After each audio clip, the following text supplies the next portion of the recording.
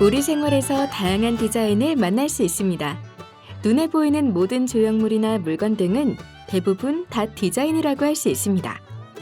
우리의 생활과 밀접한 디자인은 어떻게 정의할 수 있을까요? 학자들은 디자인을 어떻게 규정하고 있는지 다양한 의견을 살펴보겠습니다. 디자인에 대한 첫 번째 의견은 바로 허버트 사이먼의 의견입니다. 허버트 사이먼은 주어진 상황을 보다 더 나은 것으로 만들기 위해 일련의 활동을 고안하는 모든 사람의 노력이 곧 디자인이다라는 의견을 주장했습니다. 아처는 디자인을 하나의 목적 지향적인 문제 해결 활동이라고 규정한 것이 바로 두 번째 의견입니다. 세 번째로 디자인에 대한 의견을 낸 매칫은 디자인을 특별한 일련의 상황에서 진정한 필요성의 핵심에 도달하기 위한 적절한 해결 방법이다라고 하였습니다. 네 번째로 찰스 임스는 디자인은 어떤 특정한 목표를 가장 잘 성취하도록 하기 위해 요소들을 배치하기 위한 계획이라 하였습니다. 마지막으로 레이몬드 윌리엄은 디자인은 의도적으로 어떤 것을 개발하는 활동이라 하였습니다. 이러한 다양한 관점을 통해 디자인에 대한 이해를 더할 수 있습니다. 이렇게 많은 사람들이 각자의 생각에 따라 디자인을 다르게 설명하고 있습니다. 과연 디자인은 어떤 것이고 그 속에서 공공 디자인이 무엇인지 알아보도록 하겠습니다. 오늘 학습할 내용은 디자인의 역사적 흐름과 디자인의 다양한 관점에 대해 알아보고 이를 통해 여러분은 디자인의 역사적 흐름에 대해 설명하고 디자인의 다양한 관점을 비교할 수 있습니다.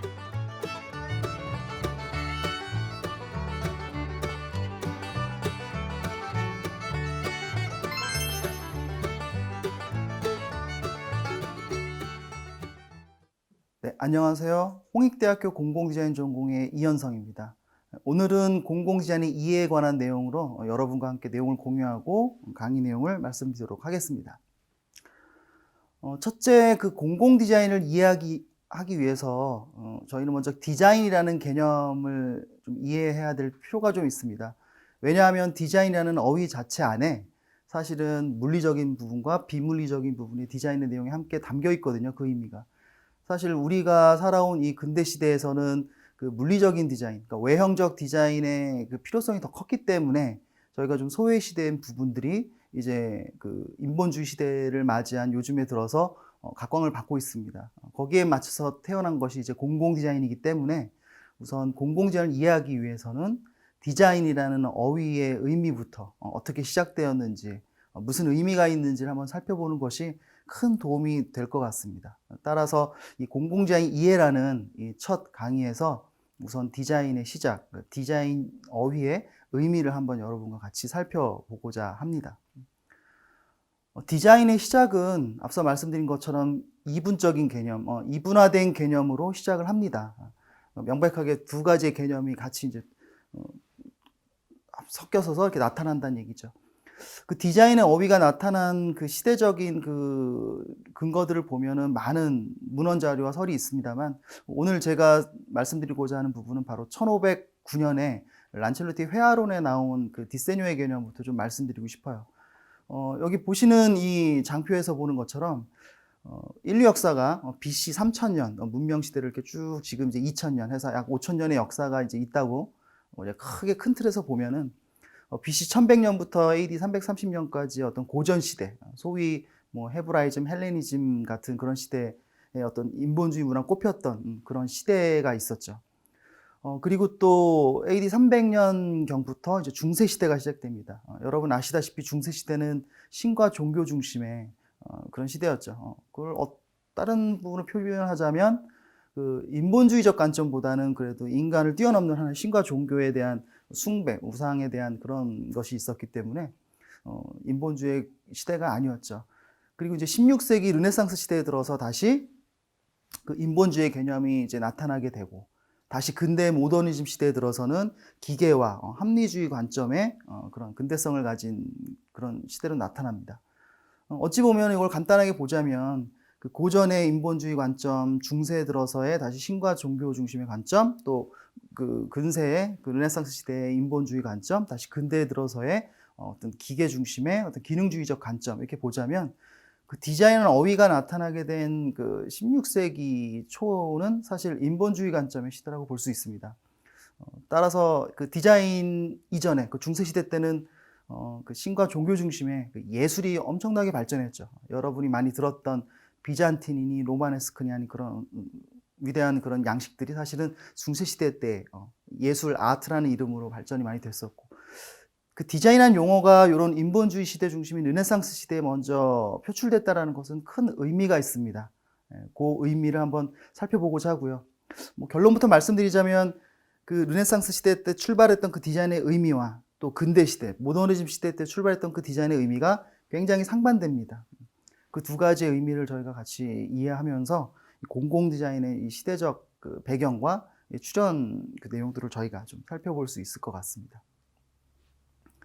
그 1509년에 그 란첼로티 회화론이라는 책에는 그 우리가 그리는 회화의 성격은 크게 네 가지로 있다고 이렇게 설명이 되어 있습니다. 뭐 이탈리아어로 되어 있긴 합니다만 아마 그 여러분 이해를 좀 하실 거예요. 칼라, 디세뇨, 인벤션, 컴포지션 이렇게 네 가지 요소가 있다고 책에 정리가 되어 있었는데요. 여기서 유심히 보자면 컬러와 컴포지션 이 두 개는 우리가 그 회화를 구성하는 아주 필수적인 요소인데 굉장히 그 시각적이고 유형적이고 눈에 보일 수 있는 내용들입니다. 컬러랑 컴포지션이라는 부분은 어떤 예술 작품의 구현을 위한 외형적 결과물의 그 구성 내용들이죠. 하지만 인벤션이라든지 디세뇨라는 말들은 사실 유형적인 내용이 아닙니다.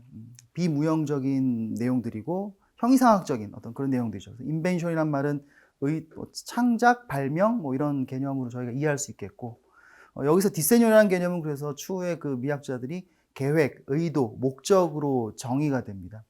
그래서 사실 디세뇨가 나온 디자인한 용어가 나온 그 16세기 초에 이 의미에서는 많은 문헌에서는 그 디자인이라는 개념이 어떤 하나의 계획, 의도, 이제 목적 이런 개념, 그 비무형적인 그런 관점의 그 어휘로서 저희가 이해할 수가 있습니다. 1588년에 옥스포드 영어 사전에 드디어 이제 디자인한 용어, 르네상스 말기가 되겠죠. 이때 등장이 됩니다. 근데 되게 재미있는 부분이 하나 있습니다. 그 디자인에 대한 이제 그 해석을 잘 보시면 제가 이제 줄을 이렇게 그어놨는데 a plan or drawing 하고 이렇게 쭉 뒤에 이제 나와 있는데 그 a plan or drawing에 저희가 좀 주목할 필요가 있죠. 사실 우리가 아는 디자인이란 드로잉입니다. 조형이기도 하고 형태. 하지만 그 앞에 a plan or drawing이죠. 그러니까 의도, 계획 또는 그리는 것. 이렇게 해석이 된다는 얘기는 초부에 저희가 말씀드린 것처럼 디자인의 어떤 이원화된 이분법적인 의미가 동시에 있다라는 겁니다. 저희가 그걸 이해해야지만 이 공공 디자인의 그 가치, 요즘에 왜 디자인들이 유니버설 디자인이니, 뭐 세프티드 디자인이니 이런 특화된 디자인들이 왜 나오는가? 새로 나오는 게 아니라 사실 디자인 내포되어 있던 큰 의미였거든요. 근데 우리가 이제 근대화 시대에는 사실 필요했던 건 어떤 포장에 관련된 또는 의장에 관련된 어떤 산업 제품의 생산에 그 기능적 제품의 어떤 미적인 면을 추구하기 위한 드로잉이 더 필요했던 것뿐입니다. 시대가 변하면서 이제 나오게 됐는데 요 사전에 나와 있는 요 사전적 의미만 보더라도 그 디자인의 용어가 이렇게 복합적인 의미를 갖고 있다. 굉장히 재미있는 단어로 저는 생각이 됩니다. 하지만 이러한 양면을 지닌 어떤 디자인의 어휘들이 같이 골고루 성장했으면 좋겠습니다만 사실 디자인의 태생은 르네상스 시대였지만 디자인이 정말 필요했던 거는 이제 근대 시대로 넘어옵니다. 소위 말하는 산업혁명. 저희가 이제 산업혁명을 조금 이해할 필요가 있는데 다 아시겠지만 사람이 인류가 이렇게 살면서 그 큰 동력원을 지니게 된 시대가 없었습니다. 사실 고전 시대나 중세 시대나 사실 뭐 말 몇 마리 몇 마력의 힘이냐 이 정도의 차이지 지금의 저기 전기 터빈에 의한 저런 거대한 동력을 힘을 가질 수 있는 시대는 없었거든요. 그 동력을 갖게 되다 보니 무엇이 생기느냐? 생산력의 아주 현저한 발전입니다. 그러니까 예를 들면 쌀 농사를 짓더라도 내가 한 필지를 지었다. 그럼 말 몇 마리를 더 구해서 하면 10필지, 100필지 지었다 하겠지만 이 엔진이 개발되면서 말에 몇천 마리의 역할을 할 수 있는 그 힘을 얻게 되면서 이제 그 어떤 대자본이 생기는 거죠.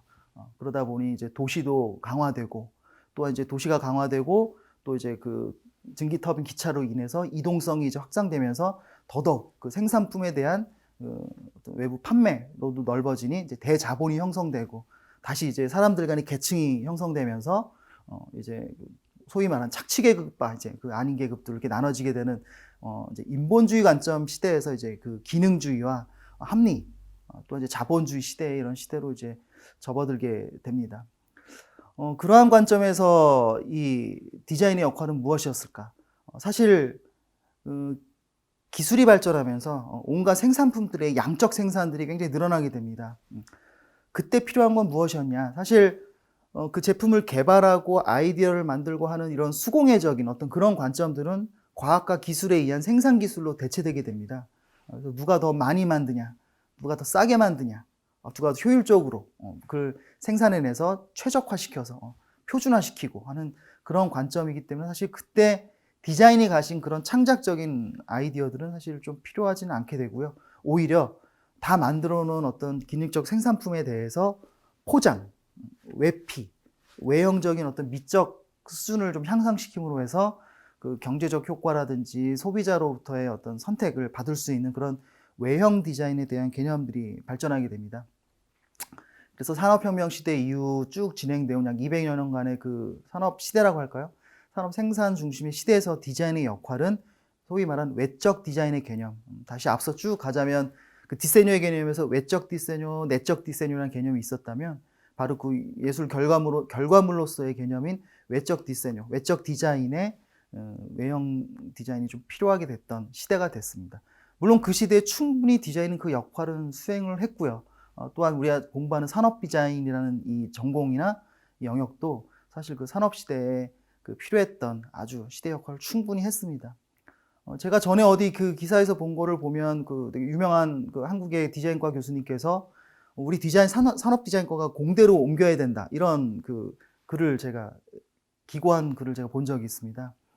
거기서 의미하는 것은 무엇이냐. 그 시대의 디자인의 시대 정신에 맞춰서 봤을 때 그 디자인은 그 공업 또한 이제 그 공학 쪽이나 이제 산업에서 생산해낸 제품의 어떤 생산성의 효과를 좀 더 증대시키기 위한 지원 도구로서 이제 디자인이 필요했다라고 이렇게 볼 수가 있겠죠. 이 디자인은 사실 그 영국의 그 방직 산업에서 나오게 됩니다. 이 말씀은 르네상스 시대 이 디자인이라는 용어가 있었지만 공식적으로 우리에게 대중화된 거는 영국 의회 보고서에 리와르트 보고서라는 보고서에서 그 픽토리얼 디자인 개념, 그러니까 그 영국의 방직 산업이 왜 이렇게 점점 그 인기가 떨어질까 하는 것들을 이제 픽토리얼 디자인의 개념을 통해서 이제 대중화시켰습니다. 이 픽토리얼 디자인은 어휘가 이제 나오게 되면서 이것을 이제 우리 나라에서 이제 일본에서 먼저 그 도안이라는 용어로 번역을 하게 되고 이제 도입이 되게 되죠. 그 산업 시대의 디자인이 얼마나 그 산업 중심으로 디자인이 이제 진행됐는가를 보면 그 존 러스킨의 얘기를 보면은 저희가 굉장히 이걸 아주 와닿게 느낄 수가 있습니다. 사실 지금 듣자면 조금 좀 이게 어떻게 보면 심한 얘기일 수도 있지만 산업 없는 생활은 제약이며 예술 없는 산업은 야만이다. 이만큼 그 시대의 시대 정신은 그 산업이라는 생산의 아주 미학 그런 것들이 있었고 또 예술 없는 산업은 야만이다. 그래서 예술과 산업이 굉장히 밀접하게 됐고 또 바우하우스 같은 경우도 사실 과학기술과 예술이 만나는 어떤 그런 아니었겠습니까? 그래서 어떤 분이 그런 말씀을 하시더라고요. 그 디자인이라는 건 사실 독립적으로 돌아다니지 않고 앞에 무슨 글자들이 붙어 있습니다. 산업 디자인, 무슨 디자인 이런 식으로. 그래서 그 앞에 어휘들만 잘 살펴봐도 그 시대의 시대 정신을 읽을 수 있다. 그래서 우리 디자인은 굉장히 좀 착한 녀석 같아요. 어떤 시대의 그 지원 도구로서의 역할을 계속 하면서 왔었죠. 여기서 간단하게 질문 던지자면 그럼 지금은 무슨 시대인가? 우리가 아직도 산업 시대에 살고 있나? 생산이 가장 중요시하고 효과적인 생산만이 이것이 산업의 우리 시대의 가치일까? 이거만 생각해 보면 그럼 지금의 디자인은 어떤 디자인으로 흘러가야 될 것인가? 이것들을 볼 수가 있겠죠. 한국에서도 사실 산업자원부 중심으로 사실 디자인이라는 게 처음 시작이 됐는데 왜냐하면 이해하시겠지만 그 산업 시대에 필요했던 것들이 경제 개발에서 생산품의 수출과 판매 촉진을 위해서 디자인의 외형적 디자인이 필요했기 때문에 시작이 됐죠. 지금 보시는 요 내용만 봐도 저희가 고 이해를 할 수 있을 텐데 사실 1970년대 우리의 그 디자인의 그 지능기관은 한국 디자인 포장센터, 포장센터라는 이름으로 시작이 됩니다. 이 말은 그 당시의 디자인은 포장으로 이해가 됐다라는 거죠. 의장. 그런 것들이 이제 90년대에 들어서 사실 이제 그 중간에 이제 산업 디자인 그 진흥법이 만들어지기도 했습니다만 그 산업 디자인 포장 개발으로 갔다가 이제 90년대 후반에 들어서는 이제 포장자가 빠지게 되죠. 이건 그냥 뭐 이름을 바꾸자 뭐 이런 의미는 아니고 제 생각에는 이제 그 시대의 흐름에 따라서 이제 변해가는 거죠. 그래서 이제 90년대 후반부터는 이제 디자인 이제 포장에 대한 디자인의 의장에 대한 개념보다는 이제 좀 산업적 지원 도구로서의 이제 디자인이 좀 더 강화되고 2001년에 드디어 이제 그 산업자가 빠지게 되면서 한국 디자인 진흥원이 됐다. 그래서 요 흐름만 보시더라도 우리나라에서의 한국에서의 산업 디자인이 어떤 식으로 이렇게 흘러갔는가, 디자인의 어휘가 어떤 역할을 우리 시대에서 했는가 한번 살펴볼 수가 있습니다. 지금부터 디자인에 대한 다양한 관점들을 한번 해석을 한번 좀 살펴보도록 하겠습니다. 우리의 디자인의 해석들은 사실 백과사전에서 좀 많이 볼 수 있는데요. 우선 뭐 두산백과사전에 있는 내용들, 네이버 사전이나 어떤 법령에 있는 어떤 어휘들 한번 살펴보면 의장 도안을 말하며 주어진 목적을 조형적으로 실체화한다. 의상, 공업 제품 등의 실용적인 목적을 조형 작품의 설계나 도안으로 한다. 물품의 형상, 모양, 색채 이들을 결합한 거로서 시각을 통하여 미감을 일으키게 하는 것들이다. 이 세 가지 내용의 우리에게 디자인 해석의 부분에 공통된 단어들이 하나 나오는데요. 바로 형이라는 얘기입니다. 조형, 형상. 말 그대로 형상이란 아시죠? 형태를 말합니다. 내용적인 측면보다는. 조금 아쉬운 거는 그 디자인이 가지고 있는 그 양면성에서 우리들은 그 의장적 측면, 조형적 측면의 디자인을 우선시했다라는 거죠. 양면적 가치를 조금 더 공유하고 있었으면 이런 공공 디자인이나 유니버설 디자인들이 우리나라에서도 빨리 발현됐을 텐데 저희도 이렇게 받고 교육을 잘하다 보니 디자인은 조형이구나. 지금도 아마 일반인 분들은 디자인하면 예쁘게 무엇을 만든다고만 생각하십니다. 물론 디자인에 굉장히 중요한 부분이 합니다만 디자인의 그런 형이상학적인 가치들이 이렇게 좀 확장되기에는 좀 아쉬운 측면들이 있습니다. 사실 1970년대 후반부터 영국에서부터 이런 디자인의 방법론적인 관점에서 디자인의 연구가 사실 많이 되다 보니 이 서구에 있는 사람들 중심으로는 디자인의 해석들이 많이 있습니다. 그래서 허버트 사이먼 같은 분은 디자인에 대한 개념들을 어떤 상황이 좀 더 나아진 상황으로 바뀌기 위한 일련의 활동이 그 디자인이다. 또한 디자인은 또 하나의 목적 지향적인 문제 해결 활동이다. 디자인은 의도적으로 어떤 것을 개발하는 활동이다. 찰스 임스 같은 경우는 디자인은 어떤 특정 목적을 가장 잘 설치할 수 있도록 요소들을 배치하는 계획이다. 여기서 공통된 용어들을 보자면 창조, 창의, 그다음에 방법, 해결 뭐 이런 용어들이 나옵니다. 우리 관점에서 보면 저게 디자인인가? 이렇게 오해할 정도의 용어긴 합니다만 바로 이것들이 균형된 그 디자인의 의미라고 볼 수가 있습니다. 핀란드 시트라의 그 전략본부장이신 그 마르코 스타인버그 같은 경우는 아주 굉장히 그 명쾌하게 정의를 내려서 제가 한번 소개하고자 합니다. 전통적인 디자인이 사물의 형태를 규정했다면 새로운 디자인은 의사결정의 형태를 규정한다. 사실 핀란드 시트라 같은 경우는 정부 정책을 디자인을 통해서 수행하는 그런 행사도 열고 포럼도 열면서 굉장히 유명합니다. 그 정부 정책을 디자인으로 해결한다. 근데 거기서 말하는 디자인은 여기서 말하는 의사결정의 형태와 문제 해결의 과정을 그 프로세스를 말하는 것이지 어떤 사물의 형태를 말하는 것은 아닙니다. 엄격히 얘기하면 전통적인 디자인이라기보다 디자인의 양면성이 있는데 근대에서의 디자인이 사물의 형태를 중심으로 했다면 인본주의 시대에 들어서 디자인은 의사결정의 형태, 문제 해결의 과정을 뜻한다라고 해석할 수가 있겠습니다. 또한 서울 그 문제 해결 디자인 포럼에 참가했던 그 덴마크 디자인 연구센터의 그 마리아 모에스카의 그 수석 매니저의 그 글도 참 매력이 있어서 제가 하나 갖고 왔는데요. 과거의 디자인이 산업으로서의 디자인이었다면, 어떤 생산하는 도구로서 디자인이었다면, 이제는 다양한 분야의 실현 주체로서 원문에 보면 enabler, 어떤 것을 시행해내는 어떤 동력과 모먼텀, 어떤 그 실행 도구로서 이제 디자인의 시대다. 예를 들면 유니버설 디자인 뭐 이런 거죠. 그래서 누구나 고편하게 사용할 수 있는 그런 디자인 이런 식의 해석들이 이제 서구를 중심으로 나오게 되고 이제 우리나라에서는 그것이 이제 공공 디자인으로 이제 발현하게 되죠. 그래서 이제 디자인이라는 용어가 바로 이제 이 용어입니다. 그래서 참 그 한자로 도안이라고 했는데 참 저는 아주 우수한 해석이라고 봅니다. 그 앞서 봤던 옥스퍼드 사전에서도 a plan or drawing이라고 돼 있는 것처럼 디자인의 이 우리 한국말은 없지만 이 한자의 해석은 바로 그림 도자, 그다음에 아이디어 안자. 그래서 저희가 뭐 도안이라고 이렇게 일컫는 그런 이제 어휘로 결정됐다라는 것은 굉장히 그 양면성을 가진 디자인의 의미를 잘 담고 있다고 봅니다. 우리가 여태까지 도안 했지만 사실 그 도안이라는 의미의 그런 이중적인 게 좀 양면성을 가진 측면이 있었다는 걸 몰랐다고 하면 그 두 개를 이해하는 것만으로도 디자인의 확장성은 굉장히 일어나게 되고요. 오히려 그 공공 디자인의 이해가 높아지지 않을까 싶습니다. 그 도안, 저는 이제 안도라고 이렇게 써놨는데 그 플랜 오어 드로잉에 보자면 자, 이 왼쪽 오른쪽에 이렇게 디자인해 보입니다. 여러분 그 프로덕트 디자인, 뭐 일러스트레이션, 그래픽, 로고, 텍스타일 디자인의 개념과 서스테이너블, 유니버설, 인클루시브 디자인 이런 개념들이 분명히 맥락적으로 여러분이 무슨 차이가 있는지 알 겁니다. 텐저블, 그러니까 만질 수 있는 디자인들의 영역이죠. 그림, 드로잉에 관련된. 그래서 우리가 여태까지 잘 알고 있는 산업 디자인을 중심으로 하는 그런 디자인의 개념들이고요. 또한 이제 과정적으로서의 디자인은 바로 지속 가능 디자인, 유니버설 디자인, 인클루시브 디자인, 레저블, 서비스 디자인 같은 것들은 사실 실체가 보이지는 않습니다. 저것은 하나의 과정과 방법론으로서의 디자인이니까요.